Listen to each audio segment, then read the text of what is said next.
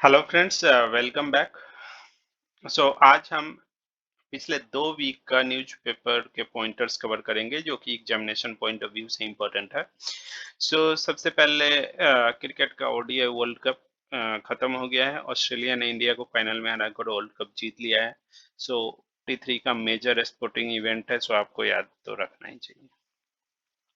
Argentina में अभी presidential election हुए थे, वहाँ पे जेवियर मिलेई जो हैं उन्होंने इलेक्शन को जीता है। He is said to be the new president. इनका नाम आपको याद रखना है। उत्तरकाशी डिस्ट्रिक्ट में सिलकियारा टनल जो है वो कोलैप्स कर गया था, जिसमें 41 वर्कर्स ट्रैप हो गए थे। इनको रेस्क्यू कर लिया गया है, लेकिन आपको ये याद रखना चाहिए कि ये सिलकियारा टनल जो है कहाँ पे है, Uttarkashi district of Uttarakhand. And ये भी पूछा जा सकता है कि हाँ 41 वर्कर्स ट्रैप हो गए थे, वो कहाँ है, कहाँ ट्रैप हो गए थे। सिलकियारा टनल का नाम आपको याद रखना है। Decks are cleared for the passage of 3 criminal codes। नए 3 क्रिमिनल कोड बनाया जा रहा है जो कि ब्रिटिश लीगेसी कोड्स को रिप्लेस करेंगे। जो पहले से चले आ रहे हैं कोड्स वो है Indian panel code, code of criminal procedure and evidence act. इनको जो रिप्लेस करेगा न्यू बिल्स, उनके नाम है भारत न्याय संहिता, भारतीय नागरिक सुरक्षा संहिता एंड भारतीय साक्ष्य bill. Standing committee on home affairs के द्वारा ये रिव्यू किए जा रहे हैं, कर लिए गए हैं एक्चुअली। उसके बाद अभी ये पार्लियामेंट में इंट्रोड्यूस होगा, फिर देखते हैं कि ये पास होता है या नहीं।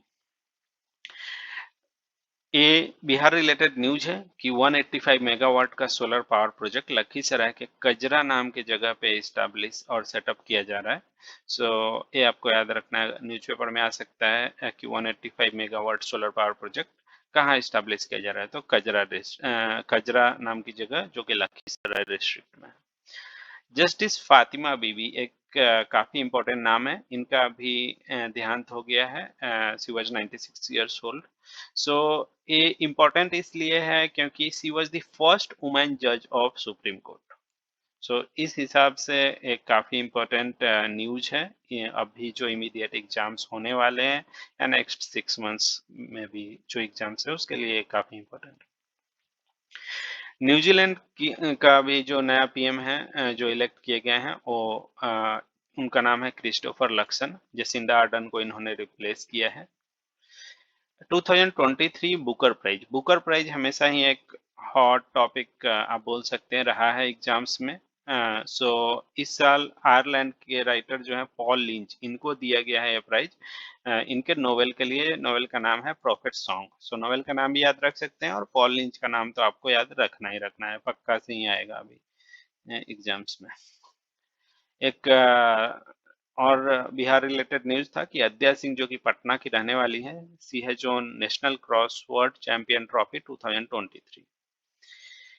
इकोनॉमी रिलेटेड न्यूज में है कि इंडिया का जो इकोनॉमी है सितंबर क्वार्टर में 7.6% से ग्रो किया है। ये नंबर आप याद रख सकते हैं।